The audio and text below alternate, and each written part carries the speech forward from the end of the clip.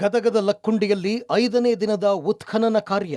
ಉತ್ಖನನ ವೇಳೆ ಒಡೆದ ಮಡಕೆ ಆಕಾರದ ವಸ್ತು ಪತ್ತೆ. ಹೌದು, ಗದಗದ ಲಕ್ಕುಂಡಿಯ ಕೋಟೆ ವೀರಭದ್ರೇಶ್ವರ ದೇವಸ್ಥಾನದ ಅಂಗಳದಲ್ಲಿ 5ನೇ ದಿನವೂ ಉತ್ಖನನ ಕಾರ್ಯ ಭರದಿಂದ ಸಾಗುತ್ತಿದೆ. 35 ಜನ ಕಾರ್ಮಿಕರಿಂದ ಉತ್ಖನನ ಕಾಮಗಾರಿ ನಡೀತಾ ಇದೆ. ಉತ್ಖನನ ವೇಳೆ ಒಡೆದ ಮಡಿಕೆಯ ಅವಶೇಷ ಪತ್ತೆಯಾಗಿದೆ. ಸಿಕ್ಕ ಒಡೆದ ಮಡಿಕೆ ಹಳೆಯ ಕಾಲದ್ದು ಎನ್ನಲಾಗಿದೆ. ಈ ಪ್ರಾಚ್ಯಾವಶೇಷವನ್ನು ತುಂಬಾ ನಾಜೂಕಿನಿಂದ ಸ್ವಚ್ಛಗೊಳಿಸಿ ಅದನ್ನು ಹೊರತೆಗೆಯುವ ಕೆಲಸ ಸಿಬ್ಬಂದಿಗಳು ಮಾಡಿದರು. ಈ ಮಡಿಕೆ ಅವಶೇಷ ಯಾವ ಕಾಲದ್ದು? ಇದು ದವಸ ಧಾನ್ಯಗಳನ್ನು ಸಂಗ್ರಹಿಸುವ ಮಡಿಕೆನಾ, ಚಿನ್ನ ಆಭರಣಗಳನ್ನು ಇರಿಸಿದ್ದ ಮಡಿಕೆನಾ ಎಂಬ ಬಗ್ಗೆ ಕುತೂಹಲ ಮೂಡಿಸಿದೆ. ಈ ಮಡಿಕೆ ಒಳಭಾಗದ ಮಣ್ಣನ್ನು ಸಹ ಕಾರ್ಮಿಕರು ಪರಿಶೀಲನೆ ಮಾಡ್ತಾ ಇದ್ದಾರೆ. ಐತಿಹಾಸಿಕ ಸ್ಥಳವಾದಂತಹ ಗದಗ ಜಿಲ್ಲೆಯ ಲಕ್ಕುಂಡಿಯಲ್ಲಿ ಇವತ್ತು 5ನೇ ದಿನದ ಉತ್ಖನನ ಕಾರ್ಯ ಆರಂಭವಾಗಿರುವಂಥದ್ದು. ಈ 5ನೇ ದಿನದ ಆರಂಭದಲ್ಲೇ ಒಂದು ಪುರಾತನ ಕಾಲದ ಮಡಿಕೆ ಒಂದು ಭಾಗ ಕಾಣಿಸ್ಕೊಂಡಿದೆ. ಆ ದೃಶ್ಯವನ್ನು ನಿಮ್ಗೆ ತೋರಿಸಿದ್ದೀನಿ. ನಮ್ಮ ಹಿಂಭಾಗದಲ್ಲಿ ನೋಡ್ತಿರ್ಬೋದು, ನಾವೀಗ ಕೋಟೆ ವೀರಭದ್ರೇಶ್ವರ ದೇವಸ್ಥಾನದ ಅಂಗಳದಲ್ಲಿದ್ದೀವಿ. ಈ ಒಂದು ಅಂಗಳದಲ್ಲಿ ಇವತ್ತು 5ನೇ ದಿನದ ಉತ್ಖನನ ಕಾರ್ಯ ಆರಂಭವಾಗಿತ್ತು. ಸುಮಾರು 4-4.5 ಅಡಿ ಅಗಿಯುವಷ್ಟರಲ್ಲೇ ಇವತ್ತು ಮತ್ತೊಂದು ಐತಿಹಾಸಿಕವಾದಂತಹ ಗತಕಾಲದ ವೈಭವಿಸುವಂತಹ ಒಂದು ಮಡಿಕೆಯ ಒಂದು ಭಾಗ ಕಾಣಿಸ್ಕೊಂಡಿರುವಂಥದ್ದು. ಈ ಮಡಿಕೆಯನ್ನು ತುಂಬ ನಾಜೂಕಾಗಿ ಹೊರತೆಗೆಯುವಂಥ ಕೆಲಸ ಕೂಡ ಮಾಡ್ತಾ ಇದ್ದಾರೆ. ಈ ಉತ್ಖನನ ವೇಳೆ ಅದು ಒಡೆದ ಮಡಿಕೆಯ ಒಂದು ಅವಶೇಷ ಅಂತಲೇ ಹೇಳ್ಬೋದು. ಇದು ಅರ್ಧ ಆಕೃತಿಯಲ್ಲಿ ಕಾಣಿಸಿಕೊಂಡಂಥ ಮಡಿಕೆದಾಗಿದೆ. ಈ ಮಡಿಕೆಯನ್ನು ಇಲ್ಲಿದ್ದಂತಹ ಪುರಾತತ್ವ ಇಲಾಖೆ ಸಿಬ್ಬಂದಿಗಳು ಇದನ್ನು ಸ್ವಚ್ಛಗೊಳಿಸಿ ಅದನ್ನು ಹೊರತೆಗೆಯುವಂತಹ ಕೆಲಸ ಕೂಡ ಮಾಡ್ತಾ ಇದ್ದಾರೆ. ಇದು ಸಾಕಷ್ಟು ಕುತೂಹಲ ಮೂಡಿಸಿದೆ ಅಂತ ಹೇಳ್ಬೋದು. ಯಾಕಂದರೆ ಮಡಿಕೆಯ ಕೇವಲ ಈಗ ಒಂದು ಅರ್ಧ ಭಾಗ ಮಾತ್ರ ಕಾಣಿಸಿಕೊಂಡಿರುವಂಥದ್ದು. ಈ ಒಂದು ಉತ್ಖನನ ವೇಳೆ ಅನೇಕ ಅವಶೇಷಗಳು ಸಹ ಪತ್ತೆ ಆಗ್ತಾ ಇದೆ. ಅದರಲ್ಲೂ ಇವತ್ತು 5ನೇ ದಿನದಲ್ಲಿ ಒಂದು ಮಡಿಕೆಯ ಒಂದು ಭಾಗ ಕಾಣಿಸ್ಕೊಂಡಿರುವಂಥದ್ದು. ಇದು ಸಾಕಷ್ಟು ಕುತೂಹಲ ಮೂಡಿಸಿದೆ. ಈ ಮಡಿಕೆಯ ಭಾಗ ಇದು ಧಾನ್ಯಗಳನ್ನು ಸಂಗ್ರಹಣೆ ಮಾಡುವಂಥ ಮಡಿಕೆಯ ಭಾಗ, ಅಥವಾ ಇದರಲ್ಲಿ ಏನಾದರೂ ನಾಣ್ಯ ಆಭರಣಗಳು ಹೀಗೆ ಏನಾದರೂ ಸಂಗ್ರಹಣೆ ಇಡುವಂಥ ಮಡಿಕೆಯ ಭಾಗ ಅನ್ನುವಂಥ ಕುತೂಹಲ ಕೂಡ ಈಗ ಮೂಡಿಸಿರುವಂಥದ್ದು. ಈ ಹಿನ್ನೆಲೆಯಲ್ಲಿ ಇದನ್ನು ತುಂಬ ನಾಜೂಕಾಗಿ ಈ ಒಂದು ತೆಗೆಯುವ ಕೆಲಸ ಕೂಡ ನಡೀತಾ ಇದೆ.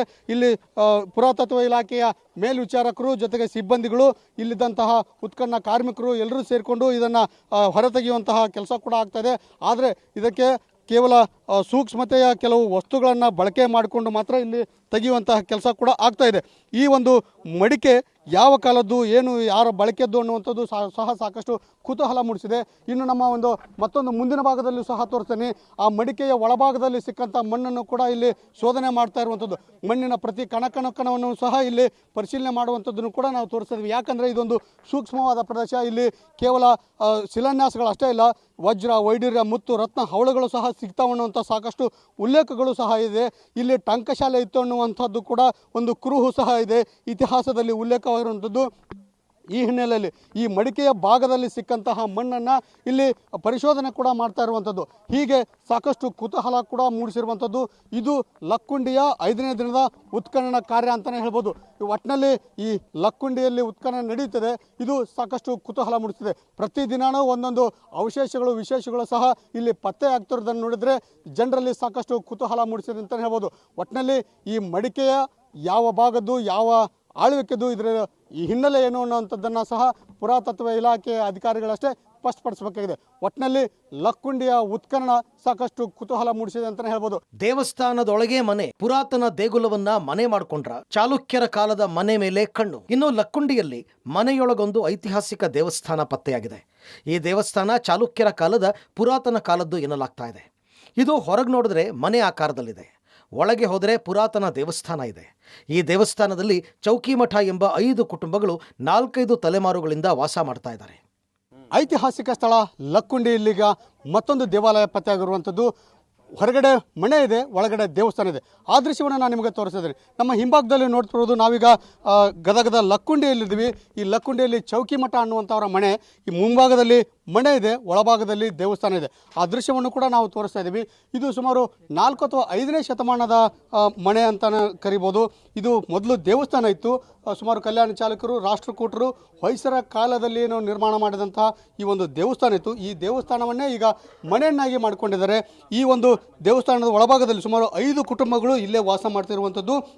ಅದರಲ್ಲಿ ಕೊಟ್ರಯ್ಯ ಚೌಕಿಮಠ, ಶೇಖರಯ್ಯ ಚೌಕಿಮಠ, ಈರಮ್ಮ ಚೌಕಿಮಠ, ಶರಣಯ್ಯ ಚೌಕಿಮಠ ಮತ್ತು ಬಸಮ್ಮ ಚೌಕಿಮಠ ಅನ್ನುವಂಥ 5 ಕುಟುಂಬಗಳು ಇದೇ ಒಂದು ದೇವಸ್ಥಾನದಲ್ಲಿ ವಾಸ ಮಾಡ್ತಿರೋದು. ಆ ಮನೆಗೆ ಬೇಕಾದಂಥ ಎಲ್ಲ ಉಪಕರಣಗಳನ್ನು ಸಹ ಇಲ್ಲೇ ಇಟ್ಟಿರುವಂಥದ್ದು. ಅದನ್ನು ಕೂಡ ನಾವು ತೋರಿಸ್ತಾ ಇದ್ದೀವಿ. ಒಂದು ಟೈಲರಿಂಗ್ ಮಷಿನ್ ಇರುವಂಥದ್ದು, ಜೊತೆಗೆ ಅವರಿಗೆ ಜೋಳ, ಅಕ್ಕಿ, ಗೋಧಿ, ಹೀಗೆ ಅವ್ರ ದವಸ ಧಾನ್ಯಗಳನ್ನು ಸಹ ನಾವು ತೋರಿಸ್ತಾ ಇದ್ದೀವಿ. ಅದೇ ಒಂದು ನಮ್ಮ ಇನ್ನೊಂದು ಭಾಗದಲ್ಲಿ ತೋರಿಸ್ತಾ ಇದ್ದೀವಿ. ಮಠದ ಒಂದು ಒಳಭಾಗ ಇಲ್ಲಿ ಕೂಡ ಕುಟುಂಬಸ್ಥರು ವಾಸ ಮಾಡುವಂಥದ್ದು ಕೂಡ ಇಲ್ಲಿ ಕಂಡು ಬರ್ತಾ ಇದೆ. ಸುಮಾರು 5 ಕುಟುಂಬಗಳು ಈ ಒಂದು ದೇವಸ್ಥಾನವನ್ನೇ ಮನೆಯಾಗಿಸಿಕೊಂಡು ಇಲ್ಲಿ ವಾಸ ಮಾಡ್ತಾ ಇದ್ದಾರೆ. ಸುಮಾರು ಈಗ 400ರಿಂದ 500 ವರ್ಷಗಳಿಂದ ಇದೇ ಒಂದು ದೇವಸ್ಥಾನದಲ್ಲಿ ಮನೆಯನ್ನಾಗಿ ಮಾಡ್ಕೊಂಡಿದ್ದಾರೆ. ಆ ದೇವಸ್ಥಾನದ ಕಂಪ್ಲೀಟ್ ವಿವರವನ್ನು ಕೂಡ ನಾವು ಈಗ ಪಬ್ಲಿಕ್ ಟಿವಿ ಮೂಲಕ ತೋರಿಸುವಂಥ ಕೆಲಸ ಮಾಡ್ತೀವಿ. ಇದು ಐತಿಹಾಸಿಕ ಸ್ಥಳ. ಈ ಐತಿಹಾಸಿಕ ಸ್ಥಳದಲ್ಲಿ ಏನೆಲ್ಲ ಕುರುಹುಗಳಿದೆ ಅನ್ನುವಂಥದ್ದು, ಯಾಕಂದರೆ ಇಲ್ಲಿ 101 ದೇವಾಲಯ 101 ಬಾವಿ ಇತ್ತು ಅನ್ನುವಂಥ ಪ್ರತೀತಿ ಇದೆ. ಅದರ ಅನ್ವಯವಾಗಿ ಈಗ ಮತ್ತೊಂದು ದೇವಸ್ಥಾನ ಇರುವಂಥದ್ದು ಈ ಒಂದು ಚೌಕಿ ಮಠ. ಈ ಚೌಕಿ ಮಠದಲ್ಲಿ ಮನೆ ಇರುವಂಥದ್ದು. ಇದು ಸುಮ್ಮನೆ ಇಕ್ಕಟ್ಟಾದಂತಹ ಒಂದು ದೇವಸ್ಥಾನ ಇದೆ. ಇದರ ಒಳಗಡೆ ಹೋಗೋಕ್ಕೂ ಕೂಡ ತುಂಬಾ ಕಷ್ಟ ಇದೆ, ಯಾಕಂದರೆ ಇದು ಸಂಪೂರ್ಣವಾಗಿ ಹುದುಗಿ ಹೋಗಿರುವಂತಹ ದೇವಸ್ಥಾನ ಅಂತಲೇ ಹೇಳ್ಬೋದು. ಈ ಒಂದು ಹುದುಗಿ ಹೋಗಿರುವ ದೇವಸ್ಥಾನದ ಒಳಭಾಗದಲ್ಲಿ ಹೇಗೆಲ್ಲ ಇದೆ ಅನ್ನುವಂಥದ್ದನ್ನು ಕೂಡ ನಾವು ತೋರಿಸ್ತಾ ಇದ್ದೀವಿ. ಇದು ಪುರಾತನ ಕಾಲದ ಇತಿಹಾಸವನ್ನು ಹೊಂದಿದಂತಹ ಈ ಒಂದು ದೇವಸ್ಥಾನ. ಈ ದೇವಸ್ಥಾನದ ಒಳಭಾಗದಲ್ಲೂ ಕೂಡ ಇಲ್ಲಿ ಈಶ್ವರ ಇತ್ತು ಅನ್ನುವಂಥದ್ದು. ಈ ಈಶ್ವರನವನ್ನು ಈ ಚೌಕಿ ಮಠದವರು ಪೂಜೆ ಮಾಡ್ತಾ ಇದ್ರು ಅಂತ. ಆದರೆ ಈ ಸದ್ಯದ ಮಟ್ಟಿಗೆ ಇಲ್ಲಿ ಯಾವುದೇ ಲಿಂಗವಾಗಲಿ ಈಶ್ವರನ ಒಂದು ಮೂರ್ತಿ ಆಗಲಿ ಇದು ಯಾವುದೂ ಕೂಡ ಈಗ ಕಾಣ್ತಾ ಇಲ್ಲ.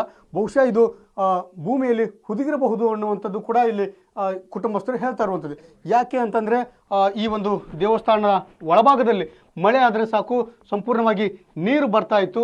ನೀರು ಬಂದಂತಹ ಸಂದರ್ಭದಲ್ಲಿ ಇಲ್ಲಿ ತುಂಬಾ ಕಷ್ಟ ಆಗ್ತಾಯಿತ್ತು. ಹಾಗಾಗಿ ಇದು ನೀರಿನಿಂದ ತುಂಬಿಕೊಂಡು ಈಗ ಇದು ಹುದುಗಿ ಹೋಗಿರುವಂಥದ್ದು ಕೂಡ ಇಲ್ಲಿ ಕಾಣ್ತಾ ಇದೆ. ಹಾಗಾಗಿ ಈ ಒಂದು ಚೌಕಿ ಮಠದಲ್ಲೇ ಒಂದು ಕುಟುಂಬಸ್ಥರು ಈಗ ವಾಸ ಮಾಡ್ತಿರುವಂಥದ್ದು.